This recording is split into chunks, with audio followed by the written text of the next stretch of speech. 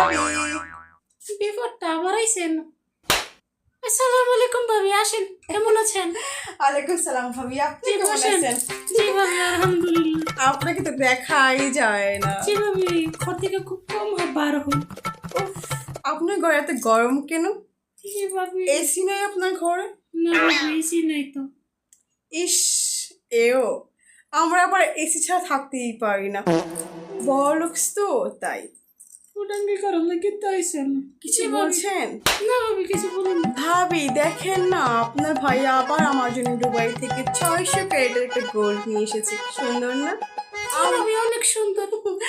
আমরা আবার গোল্ড ছাড়া থাকতেই পারি না, আমরা খাইতে গেলেও গোল্ড, থাকতে গেলেও গোল্ড, মানে গোল্ডের উপর শুয়ে থাকি তো, তাই গোল্ড ছাড়া আমাদের নিঃশ্বাসই চলে না। পনির যেহেতু নিজের তাতে হাইতে হয়েছে, এটা তো আমি আগেই বুঝতে পারছি। জি ভাবি, অনেক সুন্দর। কিছু বলছেন আপনি? না ভাবি, কিছু বলিনি। তো আপনারা কি বুঝবেন এটা মর্ম, যে গোল্ড ছাড়া তো জীবন চলেই। তো ভাবি কালকে আমরা আবার দুবাই যাচ্ছি, শুনেছি 1200 ক্যারেটে নাকি গোল্ড এসেছে। আমার হাজবেন্ড তো আমাকে নিয়ে যাবে ওখান থেকে বড় একটা গোল্ডের জুতা কিনে দিতে। খুব ব্যস্ত আছে, তার জন্য আমাকে আবার যেতে হবে ভাবি। চাপাটা ছাড়া আর কিছুই নেই।